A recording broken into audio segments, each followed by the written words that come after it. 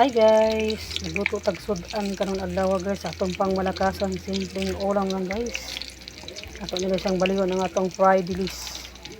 Fried dilis. Wala siya ato ang simpleng ulam for today. Yum yummy.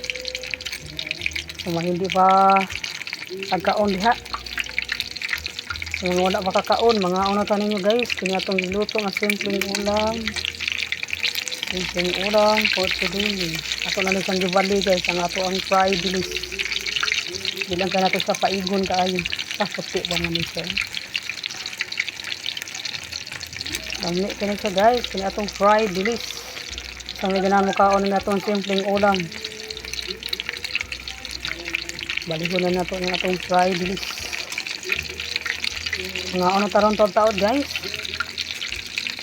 Kay video ni Red na ang ato ang fried dilis. Ulam for today. Simpleng ulam lang guys.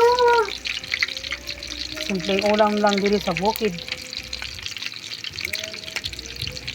Dali ini sa maluto guys. Yummy yummy. Mga oras ninyo guys. Happy tani sa maluto guys. Gato na rin siyang hauron karon taod guys. Ini na lang ko to. Thank you for watching kanatong channel. Mga ka-idol na ko yun mga kasisirwa.